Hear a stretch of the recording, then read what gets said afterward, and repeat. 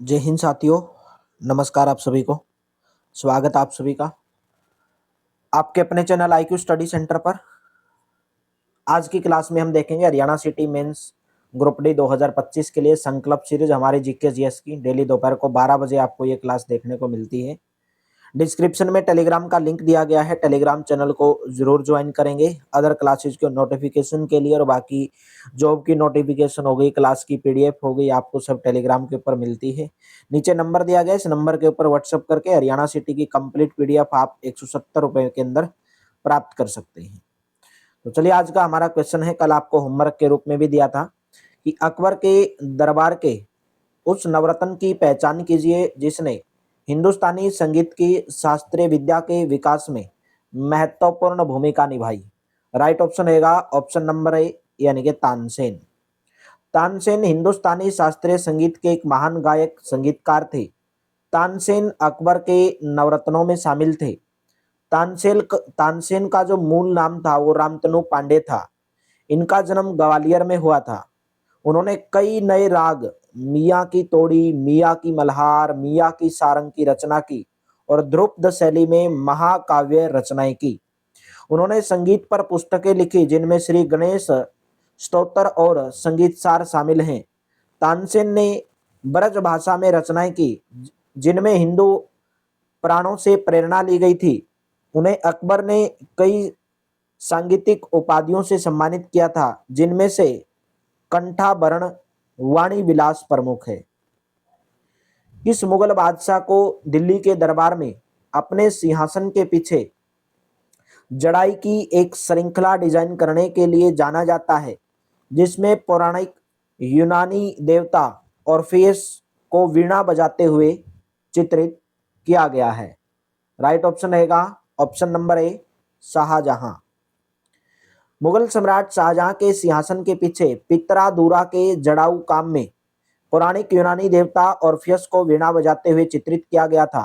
पित्रादूरा मुगल काल में उत्कीर्णित संगमरमर या बलुआ पत्थर पर रंगीन ठोस पदार्थों को दबाकर बनाए गए सुंदर तथा अलंकृत नमूनों को कहते हैं। म्यूर सिंहासन पर बैठने वाला यह पहला शासक था। शेरशाह सूरी और हुमायूं के बीच कन्नौज का युद्ध कब लड़ा गया था? राइट ऑप्शन रहेगा ऑप्शन नंबर सी। कन्नौज का युद्ध 1540 में शेरशाह सूरी और हुमायूं के बीच लड़ा गया था। शेरशाह सूरी हुमायूं के बीच कन्नौज का युद्ध 1540 ईस्वी को कन्नौज उत्तर प्रदेश में लड़ा गया। इस युद्ध को बिलग्राम का युद्ध के नाम से भी जाना जाता है। इस युद्ध में हुमायूं की पराजय हुई थी। हुमायूं बाबर का पुत्र था और वह 1530 ईस्वी में दिल्ली की गद्दी पर बैठा। हुमायूं की आत्मकथा का नाम हुमायूं नामा है जिसे गुलबदन बेगम ने लिखा था। मोस्ट इंपोर्टेंट है ये वाला क्वेश्चन, पूरी एक्सप्लेनेशन भी और क्वेश्चन भी। भारत से म्यूर सिंहासन कौन लेकर गया था? राइट ऑप्शन रहेगा ऑप्शन नंबर ए नादिर शाह लेकर गया था। भारत से म्यूर सिंहासन नादिर शाह लेकर गया था। नादिर शाह ने मोहम्मद शाह के शासनकाल में वर्ष आक्रमण किया। मोहम्मद शाह के शासनकाल में उन्होंने आक्रमण किया मेरे दोस्तों। भारत से म्यूर सिंहासन कौन लेकर गया था भाई? नादिर शाह लेकर गया था। नादिर शाह ने मोहम्मद शाह के शासनकाल में आक्रमण किया और उनके बीच करनाल में वर्ष 1739 में युद्ध हुआ जिसमें मोहम्मद शाह को हराकर बंदी बना लिया गया। नादिर शाह को ईरान का नेपोलियन के नाम से भी जाना जाता है। भारत से जाते हुए वह प्रसिद्ध मुगल सिंहासन तख्ते ताउस और कोहिनूर हीरा भी अपने साथ ले गया। मोहम्मद शाह के अशंत और विलासी आचरण के कारण उसे रंगीला कहा जाता है। बहुत बार एग्जाम के अंदर पूछा गया है कि रंगीला बादशाह के नाम से किसको जाना जाता है, तो मोहम्मद शाह को जाना जाता है। और नादिर शाह को ईरान का नेपोलियन कहा जाता है। और नादिर शाह भारत से सिंहासन यानी कि तख्ते ताउस और कोहिनूर हीरा भी लूटकर लेकर गया था। और नादिर शाह और मोहम्मद शाह, ठीक है, नादिर शाह ने मोहम्मद शाह के शासनकाल में आक्रमण किया और उनके बीच में करनाल में युद्ध हुआ 1739 ईस्वी में। मध्यकालीन भारत में ग्रांड ट्रंक रोड किसके द्वारा बनवाई गई? मध्यकालीन भारत में जो ग्रांड ट्रंक रोड है वो शेरशाह सूरी के द्वारा बनवाई गई। सी ऑप्शन करेक्ट रहेगा। शेरशाह द्वारा बनवाई गई सड़कों में पहली सड़क को सड़क ए आजम कहा जाता था। इसे ही आगे चलकर लॉर्ड ऑकलैंड ने ग्रांड ट्रंक रोड नाम दिया। शेरशाह ने इन मार्गों के किनारे सराय बनाई और जगह जगह पानी और छाया के लिए वृक्षों की व्यवस्था कराई। खानवा का युद्ध किसके और राणा सांगा के बीच लड़ा गया था? खानवा का युद्ध बाबर और राणा साहंगा के बीच में लड़ा गया था। सी ऑप्शन करेक्ट रहेगा। खानवा का युद्ध बाबर और राणा साहंगा के बीच मार्च 1527 ईस्वी में लड़ा गया। खानवा के युद्ध में बाबर ने राणा साहंगा को पराजित किया। खानवा के युद्ध को जीतने के बाद बाबर ने गाजी की उपाधि धारण की। यह युद्ध राजस्थान के भरतपुर के पास खानवा नामक स्थान पर लड़ा गया। बाबर ने मुगल साम्राज्य की स्थापना की। बाबर की आत्मकथा तुजुक ए बाबरी तुर्की भाषा में लिखी गई है। औरंगजेब ने किस अवधि के दौरान मुगल साम्राज्य पर शासन किया? ऑप्शन नंबर सी 1658 से लेकर 1707 ईस्वी तक की अवधि के दौरान मुगल साम्राज्य पर शासन किया। ऑप्शन नंबर सी करेक्ट रहेगा। औरंगजेब का 2 बार राज्याभिषेक हुआ। औरंगजेब ने जजिया कर दोबारा लागू कर दिया। कब? 1679 ईस्वी में। तो एग्जाम के अंदर पूछा गया कि जजिया कर को दोबारा किसके द्वारा लागू किया गया? औरंगजेब के द्वारा। औरंगजेब को जिंदा पीर के नाम से जाना जाता था। औरंगजेब के आदेश पर ही सिख धर्म के 9वें गुरु तेग बहादुर की हत्या की गई थी। औरंगजेब द्वारा लड़े गए कुछ युद्ध हैं। धर्मत का युद्ध लड़ा गया 1658 ईस्वी में। खजवा का युद्ध लड़ा गया 1659 में और सामूगढ़ का युद्ध लड़ा गया 1658 ईस्वी में। औरंगजेब का जो मकबरा है वो महाराष्ट्र के औरंगाबाद में है। मुगल वंश का प्रथम सम्राट कौन था? राइट ऑप्शन रहेगा option number B, Babar Mughal वंश का प्रथम सम्राट था। बाबर मुगल वंश का प्रथम शासक था। बाबर ने 1526 ईस्वी में मुगल वंश की स्थापना की थी। बाबर के पिता तैमूर वंशज और माता मंगोल वंशज की थी। बाबर ने बादशाह, गाजी और कलंदर जैसी उपाधियां धारण की। पानीपत का प्रथम युद्ध बाबर और इब्राहिम लोदी के बीच 1526 ईस्वी में लड़ा गया। बाबर को मुबैयान नामक पद शैली का जनक माना जाता है। बाबर द्वारा लड़े गए प्रमुख युद्ध: पानीपत का प्रथम युद्ध 1526 ईस्वी में, खानवा का युद्ध 1527 में, चंदेरी का युद्ध 1528 में, गागरा का युद्ध 1529 में। मोस्ट इंपोर्टेंट है ये सभी के सभी युद्ध। एग्जाम के अंदर डायरेक्ट पूछे गए खानवा का युद्ध कब हुआ, चंदेरी का युद्ध कब हुआ, गागरा का युद्ध कब हुआ, तो ये सब बाबर के द्वारा लड़े गए हैं। मुगल साम्राज्य में शाहजहां ने कब से कब तक लेकर शासन किया था? शाहजहां का जो शासनकाल था वो 1628 से लेकर 1658 ईस्वी तक था। डी ऑप्शन करेक्ट रहेगा। शाहजहां मुगल वंश का 5वां शासक था। शाहजहां के बचपन का नाम खुर्रम था। शाहजहां ने ताजमहल, दिल्ली का लाल किला और दिल्ली की जामा मस्जिद का निर्माण करवाया। डायरेक्ट क्वेश्चन पूछे जाते हैं, दिल्ली की जामा मस्जिद का निर्माण किसके द्वारा? शाहजहां के द्वारा। ताजमहल का निर्माण शाहजहां के द्वारा। दिल्ली का लाल किला का निर्माण शाहजहां के द्वारा। शाहजहां के शासनकाल को वास्तुकला का स्वर्ण काल कहा जाता है। यह भी एग्जाम के अंदर हरियाणा में पूछा गया है कि कौन से मुगल बादशाह का जो काल है वो वास्तुकला का स्वर्ण काल कहा जाता है? शाहजहां का शासनकाल। शाहजहां म्यूर सिंहासन यानी तख्ते ताउस पर बैठने वाला पहला मुगल सम्राट था।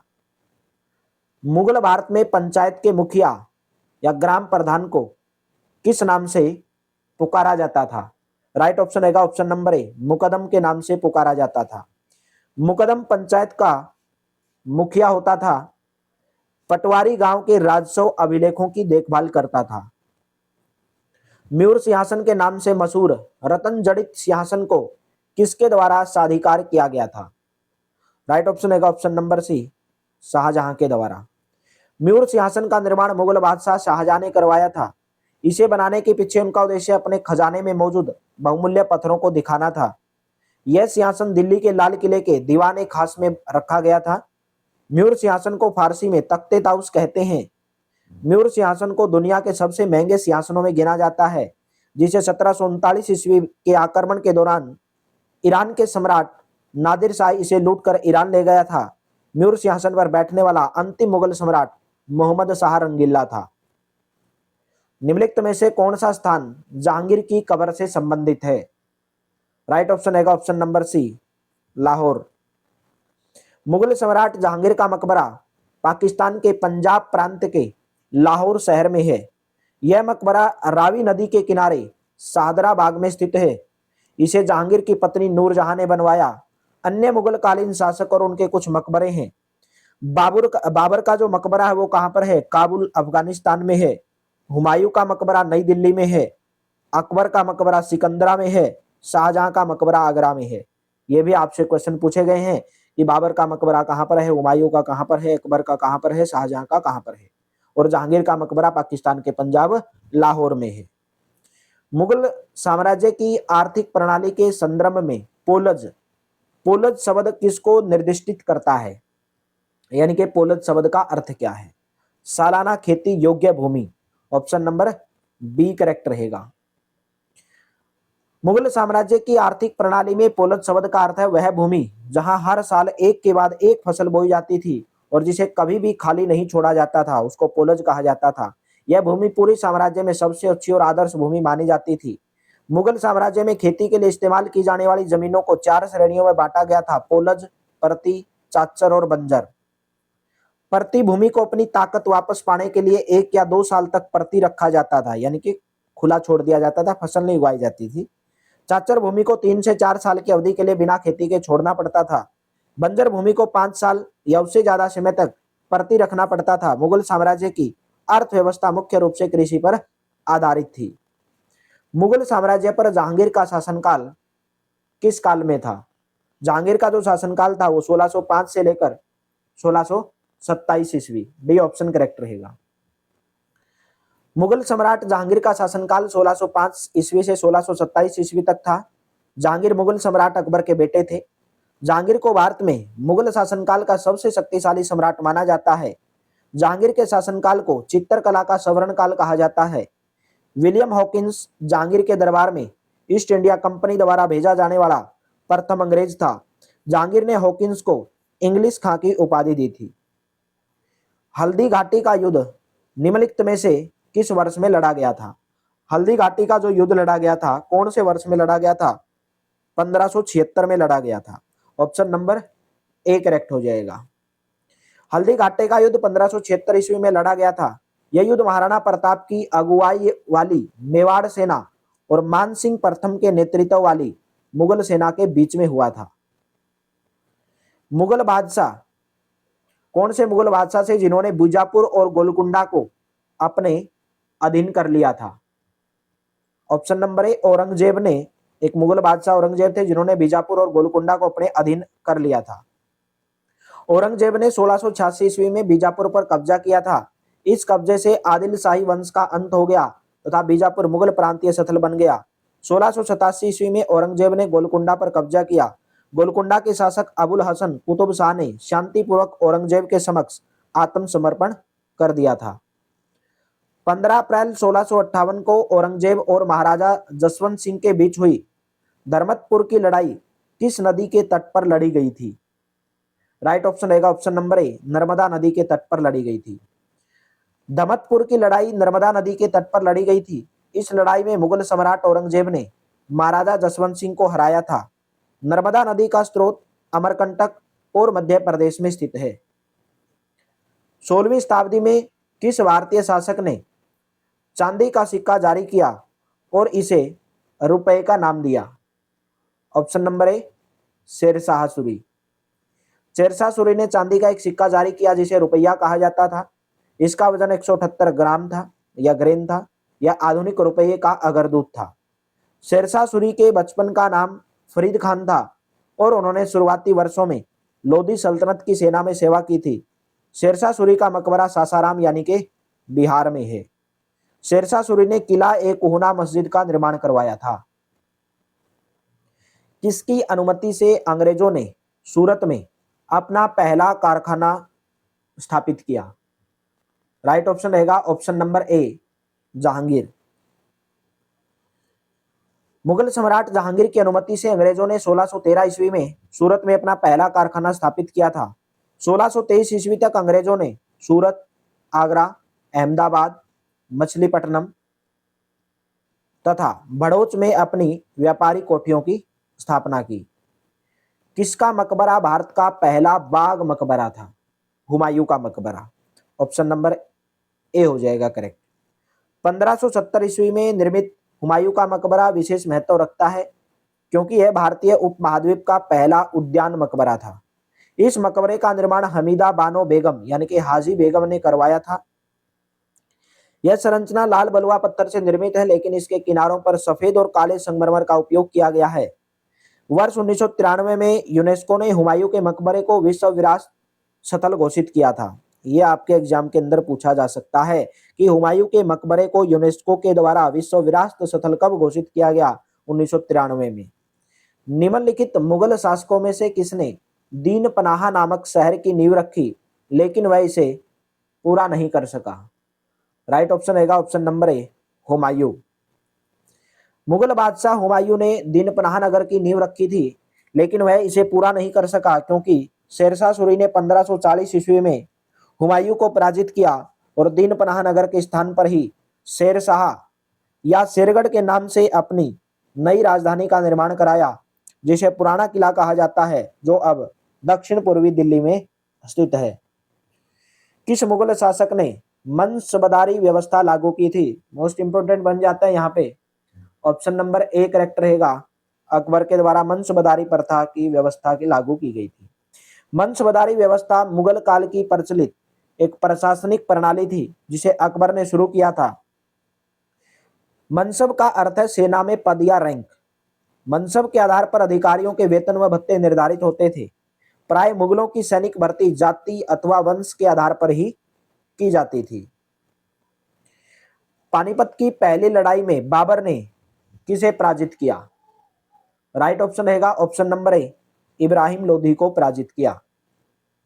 यह उन पहली लड़ाइयों में से एक थी जिसमें बारूद, आग्नेयास्त्र और मैदानी तोपखानों को लड़ाई में शामिल किया गया था। काबुल के शासक बाबर की सेना ने दिल्ली के सुल्तान इब्राहिम लोधी की विशाल सेना को पानीपत के प्रथम युद्ध में 21 अप्रैल 1526 को हराया। निम्न में से किसके शासन के दौरान मुगल चित्रकला अपने चरम पर थी? राइट ऑप्शन रहेगा ऑप्शन नंबर सी, जहांगीर के शासनकाल में मुगल चित्रकला अपने चरम पर थी। जहांगीर के शासनकाल के दौरान मुगल चित्रकला अपने चरम पर थी। जहांगीर स्वभाव से प्रकृतिवादी था और वनस्पतियों तथा जीवों के चित्रों को पसंद करता था। जहांगीर के शासनकाल को चित्रकला का स्वर्ण युग कहा जाता है। जहांगीर के समय के प्रसिद्ध चित्रकार अबुल हसन, उस्ताद मंसूर और बिशनदास थे। सिखों के गुरु अर्जुन देव को जहांगीर द्वारा मृत्यु दंड दिया गया था। पादशाहनामा पुस्तक किसके बारे में लिखी गई है? ऑप्शन नंबर सी, शाहजहां के बारे में लिखी गई है। पादशाहनामा पुस्तक शाहजहां के बारे में लिखी गई है। यह पुस्तक अब्दुल हमीद लाहौरी द्वारा लिखी गई है, जो मुगल सम्राट शाहजहां के शासन के दौरान एक यात्री और दरबारी इतिहासकार था। अब्दुल हमीद लाहौरी अबुल फजल के एक शिष्य थे। अकबरनामा और पादशाहनामा के संपादित संस्करण पहली बार एशियाटिक सोसाइटी द्वारा दिसंबर में प्रकाशित किए गए थे। पादशाहनामा में शाहजहां के शासन के दौरान के जीवन और उस समय की गतिविधियों का वर्णन मिलता है। मुगलों के विरुद्ध हल्दी घाटी का युद्ध किसने लड़ा? ऑप्शन नंबर ए, महाराणा प्रताप। मुगलों के विरुद्ध हल्दी घाटी का युद्ध 18 जून 1576 को मेवाड़ यानी कि राजस्थान के शासक महाराणा प्रताप और अकबर की सेना के मध्य लड़ा गया था। अकबर की सेना का नेतृत्व राजपूत राजा मानसिंह ने किया था। इस युद्ध में महाराणा प्रताप को मुख्य रूप से भील जनजाति का सहयोग मिला था। पानीपत का द्वितीय युद्ध कब हुआ था? पानीपत का द्वितीय युद्ध 1556 ईस्वी में लड़ा गया था। बी ऑप्शन करेक्ट रहेगा। पानीपत का द्वितीय युद्ध 1556 ईस्वी को उत्तर भारत के हिंदू शासक सम्राट हेमचंद्र विक्रमादित्य तथा मुगल सम्राट अकबर की सेना के मध्य लड़ा गया था। इस युद्ध में अकबर का सेनापति बैरम खां था। दीन ए इलाही नामक नया धर्म किसने चलाया? राइट ऑप्शन रहेगा ऑप्शन नंबर बी, अकबर ने चलाया। दीन ए इलाही अर्थात ईश्वर का धर्म वर्ष 1582 में अकबर द्वारा प्रारंभ किया गया था, जो धार्मिक मान्यताओं से संबंधित था। अकबर का विचार इस्लाम और हिंदू धर्म को आपस में जोड़ना था। दीन ए इलाही धर्म को स्वीकार करने वाला एकमात्र हिंदू व्यक्ति बिरबल था। अकबर का शासनकाल वर्ष 1556 से 1605 ईस्वी तक था। निम्नलिखित में से कौन सा स्मारक शाहजहां द्वारा नहीं बनाया गया है? ताजमहल, मयूर सिंहासन, लाल किला और पंचमहल। तो पंचमहल शाहजहां के द्वारा नहीं बनाया गया, बाकी ताजमहल, मयूर सिंहासन, लाल किला तीनों के तीनों शाहजहां के द्वारा बनाए गए हैं। अकबर द्वारा निर्मित है पंचमहल। इसकी वास्तुकला एक बौद्ध मंदिर से प्रेरित थी। अकबर ने पंचमहल का निर्माण फतेहपुर सीकरी में करवाया था। अकबर अपने विश्राम और मनोरंजन के लिए अनिवार्य रूप से पंचमहल का उपयोग करता था। निम्नलिखित विकल्पों में से उस विकल्प का चयन करें जो मुगल सम्राटों के कालक्रम को सही क्रम में दर्शाता है। यानी कि यहाँ पे आपसे पूछा गया कि कौन से मुगल सम्राट का शासनकाल पहले था, उसके बाद कौन आया, उसके बाद कौन आया। देखिए यहाँ पे अगर बात की जाए मेरे दोस्तों, सबसे पहले जो मुगल शासक हुए हैं वो सबसे पहले मुगल की नींव आप लोग जानते होंगे, लोधी वंश का अंत हो गया था, मुगल वंश की स्थापना हुई थी, बाबर इब्राहिम लोधी के बीच में युद्ध हुआ था और बाबर द्वारा मुगल वंश की स्थापना की गई थी और पहला शासक बना था मुगल का, तो बाबर आएगा। ठीक है, तो सही कालक्रम अनुसार यहाँ पे पूछा गया सबसे पहले तो क्या होगा, बाबर होगा, लेकिन यहाँ पे बाबर दिया नहीं गया है। ठीक है, बाबर यहाँ पे दिया नहीं गया। तो बाबर के बाद जो मुगल बादशाह हुए वो कौन हुए मेरे दोस्तों, मुगल सम्राट कौन हुए, हुमायूं। बाबर के बाद कौन हुए, हुमायूं, और हुमायूं के बाद कौन हुए, अकबर। अकबर अकबर के बाद आएंगे जहांगीर, अकबर के बाद जहांगीर होंगे, तो जहांगीर के बाद शाहजहां और शाहजहां के बाद औरंगजेब। ये इनका शासनकाल है। बाबर सबसे पहले थे, फिर हुमायूं, फिर अकबर, जहांगीर, शाहजहां और औरंगजेब। भारत में मुगल शासकों के कालक्रम का सही क्रम बाबर, हुमायूं, अकबर, जहांगीर, शाहजहां और औरंगजेब। शेरशाह द्वारा शुरू किए गए चांदी के सिक्कों को किसके रूप में मुगलों ने भी जारी रखा था। राइट ऑप्शन रहेगा ऑप्शन नंबर बी, रुपया। भारत में चांदी का रुपया पहली बार 16वीं शताब्दी में शेरशाह सूरी द्वारा शुरू किया गया था। इस एक सिक्के का वजन 178 ग्रेन था, ग्राम नहीं ग्रेन। शेरशाह सूरी ने एक रुपया को 40 तांबे के टुकड़ों या पैसों में भी विभाजित किया। आगे चलकर मुगलों ने भी चांदी के सिक्कों को रुपए के रूप में जारी रखा था। इबादत खाना कहां स्थित है। राइट ऑप्शन रहेगा option number B, Fatehpur Sikri में स्थित है। इबादत खाना फतेहपुर सीकरी में स्थित है। इबादत खाना यानी कि पूजा का स्थान 1575 ईस्वी में अकबर द्वारा फतेहपुर सीकरी में विभिन्न धार्मिक संप्रदायों के आध्यात्मिक नेताओं को एकत्रित करने के लिए बनाया गया था, ताकि विभिन्न धर्मों के धार्मिक गुरुओं व नेताओं की धार्मिक शिक्षाओं पर चर्चा की जा सके। अहमदनगर की किस रानी ने सम्राट अकबर के खिलाफ लड़ाई लड़ी थी। ऑप्शन नंबर ए, चांद बीबी। ए ऑप्शन करेक्ट रहेगा। चांद बीबी को चांद सुल्तान तथा चांद खातून नामक नामों से भी जाना जाता है। इसने बीजापुर और अहमदनगर की संरक्षिका के रूप में शासन किया। चांद बीबी को सबसे ज्यादा सम्राट अकबर की मुगल सेना से अहमदनगर की रक्षा के लिए जाना जाता है। किस वर्ष में औरंगजेब की मृत्यु के बाद भारत के विभिन्न हिस्सों में मुगल प्रशासकों के तहत कई अक्षेत्रीय साम्राज्य सत्ता में आए। राइट ऑप्शन रहेगा ऑप्शन नंबर सी, औरंगजेब की मृत्यु कब हुई, 1707 में, तो सी ऑप्शन करेक्ट रहेगा। वर्ष 1707 में औरंगजेब की मृत्यु के बाद भारत के विभिन्न हिस्सों में मुगल शासकों के तहत कई अक्षेत्रीय साम्राज्य सत्ता में आए, जिसके कारण पर्सिया के नादिर शाह और अहमद शाह अब्दाली आक्रमणकारी भारत पर आक्रमण करने आए।